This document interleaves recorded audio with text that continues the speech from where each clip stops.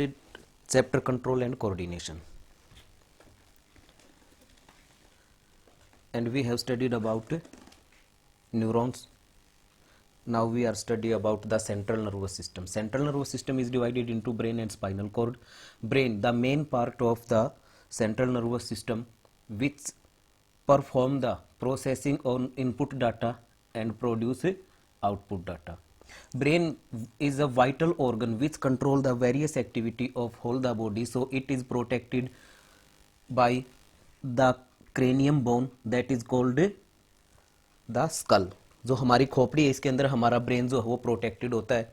उसके अलावा 3 और प्रोटेक्टेड मेम्ब्रेन होती हैं जो कनेक्टिव टिश्यू की बनी होती हैं, that are dura mater, arachnoid and pia mater. जो एराक्नोइड है उस एराक्नोइड के बीच में spongy, arachnoid is spongy in nature, means उसके बीच में कुछ खाली जगह होती है जिनके अंदर एक फ्लूइड भरा रहता है, सेरिब्रोस्पाइनल फ्लूइड. ठीक है, ये एराक्नोइड है. ये क्रेनियम बोन हो गई सबसे ऊपर स्किन, स्किन से नीचे क्रेनियम बोन, क्रेनियम बोन से नीचे ये डूरा मैटर, डूरा मैटर से नीचे जो ये है ना ये स्पंजी ये वाली, दैट इज कॉल्ड एराक्नोइड. इसमें सीएसएफ भरा रहता है. सीएसएफ जो ये सेरिब्रोस्पाइनल फ्लूइड है जो ब्रेन में शॉक एब्जॉर्बर की तरह काम करता है. अगर कोई चोट लगती है तो शॉक एब्जॉर्बर की तरह काम करेगा. और इससे नीचे जो ये पिंक कलर की दिखाई दे रही है दैट इज पिया मैटर. तो brain is protected by cranium and 3 protective covering, dura mater, arachnoid and pia matter.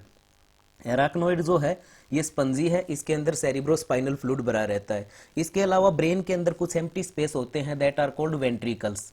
In these ventricles there are CSF, cerebrospinal fluid is filled. And cerebrospinal fluid, जैसे आपने देखा कई बार छोटे बच्चे जो हैं वो गोल गोल घूमते हैं, ताता पानी सीला पानी ऐसे करके, तो जब गोल गोल घूमते हैं और एकदम से रुकते हैं तो उन्हें चक्कर आता है. ऐसा क्यों होता है? क्योंकि जब वो रोटेट कर रहे हैं उस दौरान उनका सेरिब्रोस्पाइनल फ्लूइड भी सेंट्रल नर्वस सिस्टम में रोटेट कर रहा है, फिर वो एकदम से रुक जाते हैं, तो जो है उसकी वजह से ब्रेन जो है उसे डील करने के लिए हमें डिसबैलेंस होते हैं और चक्कर आते हैं. जैसे आप एक पतीले में पानी लो, उसे गोल गोल घुमाओगे, पानी साथ साथ घूमना शुरू हो जाएगा. आप एकदम से पतीले को रोकोगे तो उसके अंदर कंपन आएगा. सेम ऐसे ही होता है बेटा. ठीक है, our brain is divided into 3 parts, forebrain, midbrain and hindbrain. Forebrain is also known as prosencephalon, इसे प्रोएनसेफ्लोन भी बोल देते हैं. ठीक है, ब्रेन जो है ये सब फोर ब्रेन ब्रेन का सबसे एंटीरियर पार्ट है. एंटीरियर का मतलब होता है सबसे आगे का हिस्सा. ठीक है, सिर का सबसे ऊपर का जो हिस्सा आगे का हिस्सा दैट इज कॉल्ड एंटीरियर. और सेरिब्रम जो है ये फोर ब्रेन 2 पार्ट से मिलकर बना है, cerebrum and diencephalon. Cerebrum, cerebrum largest part भी है ब्रेन का, 2 हेमिस्फीयर में जुड़ा होता है.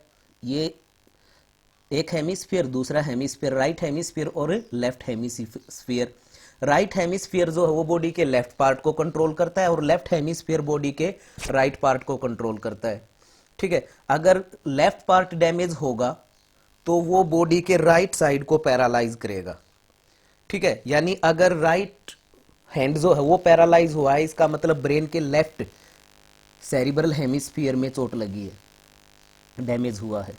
ठीक है, और दोनों जैसे ये वाला है और एक ये 2 हेमिस्फीयर हो गए, इन दोनों हेमिस्फीयर को आपस में कनेक्ट करने के लिए कनेक्टिव टिश्यू होता है that is called corpus callosum. और बीच में ये खाली जगह होती है जिन्हें क्या बोलते हैं, वेंट्रिकल्स, जहां पे क्या भरा रहता है, सीएसएफ, सेरिब्रोस्पाइनल फ्लूइड. ब्रेन की एक चीज और खास याद रखना बेटा, इसमें बाहर की तरफ ग्रे मैटर होता है, अंदर व्हाइट मैटर होता है. स्पाइनल कॉर्ड में इसका उल्टा होगा, बाहर व्हाइट मैटर होगा, अंदर ग्रे मैटर होगा. ठीक बेटा, तो जो सेरिब्रोस्पाइनल फ्लूइड है इसके अंदर ये इनर फोल्डिंग्स प्रेजेंट होती हैं. जो अंदर की तरफ ये फोल्डिंग्स हैं, दीज फोल्डिंग्स आर कॉल्ड सल्सी. और जो ये कॉन्वल्स होते हैं, आउटग्रोथ, ये एलिवेटेड जो पार्ट हैं that are called gyri. They provoke increase the surface area for the embedding of more and more neurons. ज्यादा से ज्यादा न्यूरॉन्स के इम्बेडेंस के लिए जो है ये सरफेस एरिया इंक्रीज कर देते हैं, गायरी एंड सल्सी. जो अंदर की तरफ डिप्रेशन है दैट आर कॉल्ड, जो अंदर की तरफ ये डिप्रेशन है दैट आर कॉल्ड सल्सी. और जो ये एलिवेशंस है दैट आर कॉल्ड गायरी. ठीक बेटा, और जो सेरिब्रोस्पाइनल फ्लूइड जो ये वाला पार्ट है दैट इज कॉल्ड सेरिब्रम. ये उबले हुए आलू जैसा होता है, ये सिंपल, ये है सेरिब्रम। और ये कॉर्पस कैलोसम जो दोनों हेमिस्फीयर को, सेरिब्रम के हेमिस्फीयर को जोड़ के रखता है। ठीक बेटा, हेमिस्फीयर को जो है, सॉरी, सेरिब्रम को 4 लोब में डिवाइड किया गया है, frontal lobe, temporal lobe and occipital lobe and parietal lobe. जो सबसे सामने का हिस्सा होता है, फोरहेड की तरफ जो हिस्सा होता है, that is called frontal lobe. And frontal lobe is responsible for most complicated functions like thinking, planning, personality development, problem solving, reasoning. ठीक है, तो ये किसके, कौन रिस्पॉन्सिबल होगा इसके लिए? इससे एसोसिएटेड एरिया कहाँ प्रेजेंट होंगे? फ्रंटल लोब पे। कान से ऊपर का हिस्सा that is temporal lobe. Temporal lobe जो है ये मेनली रिस्पॉन्सिबल होगा, यहाँ पे हियरिंग सेंटर प्रेजेंट होगा, मेमोरी के लिए होगा, और अंडरस्टैंडिंग द लैंग्वेज, लैंग्वेज को अंडरस्टैंड करने के लिए। ठीक है, पीछे की तरफ वाला हिस्सा जो होता है, बोलते हैं ना दिन में तारे, वो दिन में तारे का मतलब होता है कि पीछे गर्दन के पीछे एक थप्पड़ लगाएंगे, क्योंकि यहाँ पे जो ओसिपिटल लोब है, इस ओसिपिटल लोब में विजन सेंटर होता है दिखाई देने के लिए। आंखों से जो भी हमें दिखाई देगा, तो दोनों आई से, राइट और लेफ्ट आई से जो नर्व आएंगी, वो ऑप्टिक नर्व जो हैं वो ब्रेन में थैलेमस के सामने, थैलेमस से आगे की तरफ राइट आई से जो नर्व आएगी वो तो लेफ्ट साइड में आ जाएगी, और लेफ्ट आई से जो आएगी वो राइट साइड में चली जाएगी। और उन नर्व का जो लेफ्ट से राइट और राइट से लेफ्ट जाने के लिए जो एक्स शेप स्ट्रक्चर बन जाएगा, दैट इज कॉल्ड ऑप्टिक कियासमेटा। उसका फॉर्मेशन होगा, वो नर्व जो है कहाँ तक आएंगी? ओसिपिटल लोब तक आएंगी। यहाँ पे फिर उसका इंटरप्रिटेशन होगा, आंख से जो सिग्नल आए उसका इंटरप्रिटेशन होगा और उसकी इमेज बनेगी दिमाग में। ठीक है, उसका इंटरप्रिटेशन होगा कि जो इमेज बनी थी वो इमेज एक्चुअल में है किस चीज की। अब पैराइटल लोब, पैराइटल लोब जो है, ये पैराइटल लोब और जो फ्रंटल लोब है, यहाँ पे इस पैरेंटाइल लोब के एंटीरियर पार्ट पे, आगे वाले हिस्से पे दो एसोसिएटेड एरिया प्रेजेंट होते बेटा, मोटर कॉर्टेक्स और sensory cortex. Motor area, sensory area और एसोसिएटेड एरिया, 3 टाइप के एरिया प्रेजेंट होते बेटा सेरिब्रम पे। Motor area are those area on cerebrum which control the various voluntary activity. अलग अलग वॉलेंट्री एक्टिविटी को कंट्रोल करने वाला जो पार्ट है, that is called motor area. जैसे हमें चलना है, फिरना है, बैठना है, उठना है, हाथ की किस प्रकार मूवमेंट होनी है, इन सभी के लिए जो वॉलेंट्री मूवमेंट है उसको कंट्रोल करने के लिए जो है ये मोटर एरिया है। और जो सेंसेशन आते हैं कि भाई टच है, पेन है, जो ये इस प्रकार के जो सेंसरी ऑर्गन है हमारे, उन सेंस ऑर्गन से जो इंपल्स आते हैं, वो इंपल्स किसके पास आएंगे बेटा? सेंसरी कॉर्टेक्स के पास, यानी सेंसरी एरिया के पास। ठीक है, और इस सेंसरी एरिया और मोटर एरिया के बीच में रिले का काम करता है, कि सेंस इंपल्स को लेके मोटर इंपल्स और इनके बीच में रिले का काम करता है थैलेमस। ठीक बेटा, and cerebrum is the largest part of brain, brain का सबसे बड़ा हिस्सा भी होता है। सेरिब्रम के बाद बात करते हैं बेटा डाइएनसेफलोन। डाइएनसेफलोन जो है that is composed of thalamus and hypothalamus. Thalamus जो है बेटा ये कॉर्पस कैलोसम से नीचे की तरफ प्रेजेंट होगा, ठीक है, और मिड ब्रेन से ऊपर की तरफ प्रेजेंट होगा। थैलेमस ये रिले सेंटर का काम करता है। रिले सेंटर का काम कैसे? कि जैसे आई, ईयर है, ईयर या सेंसरी ऑर्गन आईज से, इनसे जो इंपल्स आएंगे, ठीक है, उन सेंस इंपल्स और मोटर इंपल्स, इन दोनों के बीच में रिले का काम करेगा, इंटरकनेक्ट करने का काम करेगा। क्योंकि हम मोटर जो मूवमेंट है, वो मूवमेंट हम किसके रिस्पॉन्स में करते हैं? किसी स्टिमुलाई के रिस्पॉन्स में, और स्टिमुलाई का सेंसेशन किसी सेंसरी ऑर्गन से होगा। ठीक है, तो thalamus act as the relay centre for the sensory and motor impulses between cerebrum and other parts of brain. Brain के दूसरे पार्ट और सेरिब्रम के बीच में रिले का काम करेगा कौन? थैलेमस। थैलेमस के बाद आता है बेटा hypothalamus, that is the main part which interconnect the endocrine system and nervous system, जो एंडोक्राइन और नर्वस सिस्टम को इंटीग्रेट करने का काम करता है। हाइपोथैलेमस जो है बेटा ये वाला हिस्सा जो ग्रेन पार्ट जो दिखाई गया, ये हाइपोथैलेमस होता है, पिट्यूटरी ग्लैंड से जस्ट ऊपर की तरफ। ये न्यूरो एंडोक्राइन भी है, क्योंकि ये कुछ ऐसे हार्मोन सीक्रेट करता है विच regulate the activity of pituitary gland, जो पिट्यूटरी ग्लैंड की एक्टिविटी को भी कंट्रोल करता है। ठीक है, hypothalamus regulate the temperature, thrust, hunger and emotions. Body temperature को भी रेगुलेट करता है, इसलिए इसे क्या भी बोलते हैं, thermostat of our body. Blood के अंदर जब साल्ट की कंसंट्रेशन इंक्रीज हो जाती है ओस्मो रेगुलेशन के लिए, तो प्यास महसूस होती है, वो किसकी वजह से होती है, हाइपोथैलेमस। भूख लगना भी है किसकी, हंगर सेंटर भी कहाँ प्रेजेंट है, हाइपोथैलेमस पे। ठीक है, ये दो हार्मोन सीक्रेट करता है मेनली, एडीएच एंड ऑक्सीटोसिन। ये प्रोड्यूस करके रिलीज करेगा, लेकिन इसका मतलब ये नहीं कि सिर्फ यही दो, इसके अलावा ये रिलीजिंग हार्मोन और इनहिबिटिंग हार्मोन भी रिलीज करेगा।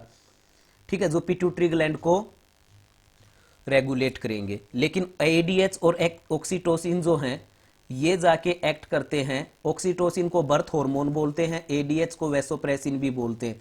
ये हमारा जो एक्सक्रीटरी सिस्टम है उसे रेगुलेशन में काम आता है, और ऑक्सीटोसिन को बर्थ हार्मोन बच्चे के जन्म के लिए रिस्पॉन्सिबल होता है। ठीक है, hypothalamus also control the sleep cycle, wakefulness. ठीक, और सेटिस्फैक्टरी, जैसे ही प्यास लगी है तेज, हमने पानी पी लिया, तो जो सेटिस्फैक्शन महसूस होता है that is due to hypothalamus. वो भी किसकी वजह से होगा, हाइपोथैलेमस की वजह से। तो फोरब्रेन के दो पार्ट थे, सेरिब्रम एंड डायनसेफ्लोन। डायनसेफ्लोन में दो पार्ट थे, थैलेमस एंड हाइपोथैलेमस। अब बात करते बेटा मिड ब्रेन की। मिड ब्रेन को क्या भी बोलते हैं, मेजेंसेफ्लोन। मिड ब्रेन जो है ये हाइपोथैलेमस से ऊपर की तरफ, थैलेमस से नीचे की तरफ, और इस तरफ पोन्स के द्वारा घिरा हुआ होता है। ये बीच वाला पार्ट जो है that is called midbrain. तो located between thalamus, hypothalamus and pons. Pons, hypothalamus और थैलेमस, इनके बीच में ये वाला पार्ट है that is called midbrain. ये कैनाल की तरह होता है। ठीक है, a canal cerebral aqueduct passes through the midbrain, midbrain के थ्रू पास होगी। मिड ब्रेन जो है कंसिस्ट ऑफ 4, इसके अंदर छोटे छोटे 4 लोब्स प्रेजेंट होते हैं दैट इज कॉल्ड कॉर्पोरा क्वाड्रिजेमिया, जिसे क्या बोलेंगे, कॉर्पोरा क्वाड्रिजेमिना। मिड ब्रेन का काम क्या होता है कि ये जो हमारी प्यूपिल की आई, जो आई और ऑडिटरी रिफ्लेक्सेस होते हैं, जैसे बहुत तेज आवाज जब होती है तो एकदम से मुंह खुल जाता है, तेज लाइट आती है तो प्यूपिल का साइज जो है वो डिक्रीज हो जाता है, डिम लाइट होती है तो प्यूपिल का साइज इंक्रीज हो जाता है। तो जो ये आईज के और ईयर के ऑडिटरी और विजुअल रिफ्लेक्सेस जो होते हैं that are controlled by midbrain. Then hindbrain, hindbrain is also called as rhombencephalon. हाँ बेटा, hindbrain is consist of cerebellum and brain stem. Brain stem जो है वो मिड ब्रेन, पोन्स वेरोली और medulla, ये तीनों मिलके ब्रेन स्टेम बनाते हैं। तो हिंड ब्रेन के दो पार्ट ब्रेन स्टेम का हिस्सा है, pons varolii and medulla. Brain stem को ये तीनों चीजें मिलाएंगे, मिड ब्रेन, ठीक है, पोन्स और मेडुला, तीनों मिलके क्या बनाएंगे, ब्रेन स्टेम। अब कोई पूछ ले हिंड ब्रेन का कौन सा हिस्सा जो है वो मिड ब्रेन स्टेम का पार्ट नहीं है, तो सेरिबेलम जो है वो इसका पार्ट नहीं है। जो ये पीछे है ना दैट इज कॉल्ड सेरिबेलम, ये पीछे सेरिबेलम है, और ये क्या है, मिड ब्रेन, ये क्या है, मेडुला, और ये ब्लू कलर का ये क्या है, पोन्स। ठीक है, तो सेरिबेलम जो है इसे छोटा दिमाग भी बोलते हैं। सेरिबेलम फंक्शंस, इसके फंक्शन क्या होंगे, ये कोऑर्डिनेट करेगा मस्कुलर एक्टिविटी में and maintenance posture and equilibrium, कि हमारी बॉडी पोस्चर और इक्विलिब्रियम के लिए भी ये रिस्पॉन्सिबल है। ठीक, जो शराब पीते हैं, अल्कोहलिक होते हैं, वो लड़खड़ा के चलते हैं। ठीक है, वो लड़खड़ा के किस लिए चलते हैं, क्योंकि अल्कोहल जो है वो सेरिबेलम के रिसेप्टर को इनहिबिट कर देता है, जिसकी वजह से उसे बैलेंस रखने में दिक्कत आती है। छोटा बच्चा चलते हुए लड़खड़ाता है क्योंकि वो अपने सेरिबेलम को जो है वो ट्रेन कर रहा होता है कि वो बैलेंस करना सीख जाए। पोन्स वेरोली, पोन्स वेरोली और मेडुला, पोन्स वेरोली जो है ये मेडुला के फंक्शंस को असिस्ट करता है, ये एक असिस्टेंट की तरह होता है, उसे मॉडरेट रखता है, मेडुला के फंक्शंस को मॉडरेट करके रखेगा, उस पर निगरानी रखेगा। ठीक, पोन्स जो है it is a bridge between two cerebral hemisphere, जो जैसे सेरिब्रम के दो हेमिस्फीयर थे इसी प्रकार सेरिब्रल जो है, इस सेरिब्रल के भी दो हेमिस्फीयर हैं, इन दोनों हेमिस्फीयर में ब्रिज का काम कौन करेगा, पोन्स वेरोली। ठीक है, आंख, आई और ईयर, दोनों आंखों का जो कोऑर्डिनेशन होता है वो कोऑर्डिनेशन को भी कौन मेंटेन करके रखता है, पोन्स वेरोली एंड मेडुला। इसके बारे में बहुत बार क्वेश्चन आता है बेटा। ठीक है, medulla have the centre for salivation, जो स्लाइवा का सिक्रेशन होता है उसे भी रेगुलेट कौन करेगा, मेडुला। वोमिटिंग, स्नीजिंग, कफिंग, इन सभी के लिए अब जो वोमिटिंग, स्नीजिंग और कफिंग है, ये सारी क्या है, इनवॉलेंट्री एक्टिविटी, और मिड ब्रेन और हिंड ब्रेन ये मिलके इनवॉलेंट्री एक्टिविटी को ही कंट्रोल करता है बेटा। ठीक, तो रेस्पिरेशन को रेगुलेट करना, हार्ट बीट को रेगुलेट करना, ब्लड प्रेशर को रेगुलेट करना, पेरिस्टाल्टिक मूवमेंट को रेगुलेट करना, ये सारे किसके काम होते हैं, मेडुला के। ठीक है, और पोन्स वेरोली जो है वो रेस्पिरेशन में जो है वो हेल्प करेगा मेडुला की। And next is spinal cord. Central nervous system का सेकंड पार्ट है स्पाइनल कॉर्ड, जो हमारी वर्टिब्री कॉलम है, रीढ़ की हड्डी है, रीढ़ की हड्डी के बीचों बीच सेंट्रल नर्वस सिस्टम का पार्ट होता है, that is called spinal cord. ठीक है, जो स्पाइनल कॉर्ड है इसके मेन दो फंक्शन होते हैं। अब क्वेश्चन ये भी आ जाता है कि how our spinal cord is protected. Spinal cord is protected by the vertebrae columns, vertebrae columns के द्वारा प्रोटेक्टेड होगी। इसके अंदर भी वही 3 लेयर प्रेजेंट होंगी। स्पाइनल कॉर्ड और ब्रेन में एक डिफरेंस था, ब्रेन में क्या था, ग्रे मैटर बाहर की तरफ था, व्हाइट मैटर अंदर की तरफ था, जबकि स्पाइनल कॉर्ड में क्या होगा, व्हाइट मैटर बाहर होगा, ग्रे मैटर अंदर होगा। ठीक है, इसके अंदर भी सीएसएफ, इसके अंदर भी जो एम्प्टी स्पेस होता है उसके अंदर सीएसएफ भरा रहता है, cerebrospinal fluid. And the spinal cord also help in reflex action, ये रिफ्लेक्स एक्शन में भी हेल्प करती है। तो what are the functions of spinal cord, conduction of impulses from brain, brain से जो इंपल्स आएंगे उन नर्व का distribution throughout the body करेंगे। There are 31 pairs of spinal nerve. And centre of spinal reflexes, spinal reflexes को यानी body के नीचे के हिस्से किसी गर्म चीज पे हाथ रखा गया उसे एकदम से हटा देना, ये रिफ्लेक्सेस को, स्पाइनल रिफ्लेक्स को कंट्रोल करने का काम किसका है, स्पाइनल कॉर्ड का। Now we are discussing the peripheral nervous system. Peripheral nervous system, देखो बेटा, जैसे एक कंप्यूटर का जो सीपीयू होता है, उस सीपीयू के साथ इनपुट डिवाइसेस और आउटपुट डिवाइसेस को जोड़ने के लिए बहुत सारी डाटा केबल और पावर केबल जुड़ी होती है। तो वो केबल जो होती हैं that are act as peripheral nervous system. इसी प्रकार हमारा सेंट्रल नर्वस सिस्टम तो जो है वो तो प्रोसेसिंग का काम करता है, रीजनिंग का काम करता है, एल्गोरिदम का काम करता है। जबकि जो हमारे सेंस ऑर्गन है, आई, नोज, ईयर, स्किन, इनसे इंपल्सिस को ब्रेन तक, स्पाइनल को सेंट्रल नर्वस सिस्टम तक लेके आने के लिए जो नर्व होंगी वो, और ब्रेन से और सेंट्रल नर्वस सिस्टम से जो उसका रिस्पॉन्स जाएगा, जो एक्शन इंपल्स जाएंगे, उनको इफेक्टर ऑर्गन तक लेके जाने के लिए जो network of nerve through out the body present होता है, that is called peripheral nervous system. अब इसमें 2 प्रकार की नर्व होंगी। अब सेंट्रल नर्वस सिस्टम के 2 पार्ट हैं, ब्रेन और स्पाइनल कॉर्ड। तो जो ब्रेन से नर्व निकलेंगी that are called cranial nerves. ठीक है, ये 12 इन पेयर्स होते हैं, और जो स्पाइनल कॉर्ड से निकलेंगी that are called spinal nerve. These are called 31 in pairs, ये 31 इन पेयर्स होंगी।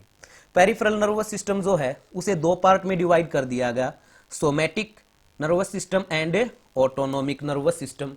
जो सोमैटिक नर्वस सिस्टम है बेटा, इट इंक्लूड दोज नर्व, इसके अंदर वो नर्व प्रेजेंट है which interconnect the central nervous system, जो सेंट्रल नर्वस सिस्टम को इंटरकनेक्ट करेंगे to the skeletal muscles, means voluntary organ. हाथ पैर जो है हमारी वॉलेंट्री जो मसल्स हैं, उन वॉलेंट्री मसल्स को इंटरकनेक्ट करेंगे सेंट्रल नर्वस सिस्टम के साथ, कौन, सोमैटिक न्यूरल सिस्टम। और ऑटोनोमिक नर्वस सिस्टम कौन सा बेटा, जो हमारा सेंट्रल नर्वस सिस्टम के वो पार्ट जो इनवॉलेंट्री एक्टिविटी को कंट्रोल करते हैं, वहां से जो नर्व निकलेंगी और स्मूथ मसल, ग्लैंड या एडिपोज टिश्यू तक, या तो स्मूथ मसल भी कैसी होती है बेटा, इनवॉलेंट्री। कार्डियक मसल भी कैसी होंगी, इनवॉलेंट्री, या फिर ग्लैंड्स या फिर एडिपोज टिश्यू की एडिपोसाइट। ये कुछ इनवॉलेंट्री एक्टिविटी हैं। जैसे इनवॉलेंट्री एक्टिविटी को कंट्रोल करने के लिए जो नर्व स्पाइनल कॉर्ड या फिर ब्रेन से जो निकल के आती हैं, those are called autonomic nervous system. ये वो नर्व हैं which interconnect the involuntary muscles to the central nervous system. ठीक बेटा, अब जो ये ऑटोनोमिक नर्वस सिस्टम है, it is also of 2 type. इसमें भी 2 प्रकार के नर्व होंगे, sympathetic and parasympathetic. Sympathetic are those nerves, ये वो नर्व हैं जो बॉडी को प्रिपेयर करेंगे टू कोप विद और to deal with emergency stress danger, और किसके द्वारा? हार्ट बीट इंक्रीज कर देंगी, ब्रीथिंग रेट इंक्रीज कर देंगी, constriction of arteries and elevation in blood pressure, और ब्लड प्रेशर को इंक्रीज करा देंगे। जैसे एकदम से जब डर लगता है, सपोज करो आपके पीछे कोई जो है वो, या आप कहीं से गुजर रहे हो और आपको लगा कि आप जैसे कूदने की कोशिश कर रहे हो, पैर के नीचे कोई सांप आने वाला है, तो आप उस पैर को जमीन पे नहीं रख पाओगे, हवा में ही आप एक कदम आगे बढ़ जाओगे, जबकि नॉर्मल कंडीशन में ऐसा पॉसिबल नहीं है। ठीक है, तो जो इमरजेंसी की कंडीशन में डील करने के लिए उस दौरान फिर एकदम से हार्ट बीट बढ़ जाती है, ब्लड प्रेशर इंक्रीज हो जाता है। ठीक है, ये जो इफेक्ट हैं जो इमरजेंसी की कंडीशन में पर्टिकुलर इनवॉलेंट्री एक्टिविटी जो एकदम से इंक्रीज होती हैं, उन्हें रेगुलेट करने के लिए क्या है? Sympathetic nervous system. ठीक है, इसके एंटागोनिस्टिक काम करता है पैरासिम्पैथेटिक, कि उन चीजों को जो इफेक्ट हुआ था सिंपैथेटिक का इमरजेंसी की कंडीशन में, उनको रेस्टिंग पोजीशन में वापस लेके आने के लिए, नॉर्मल वापस लेके आने के लिए, that is called parasympathetic. These are those nervous system which returns the body to the resting state after stressful situation, कि उस इमरजेंसी की सिचुएशन के बाद जब रेस्टिंग स्टेट में वापस आता है, यानी slow down the heart beat, dilates the blood vessels को डायलेट कर देगा, ब्लड प्रेशर को लोअर करेगा। These are called parasympathetic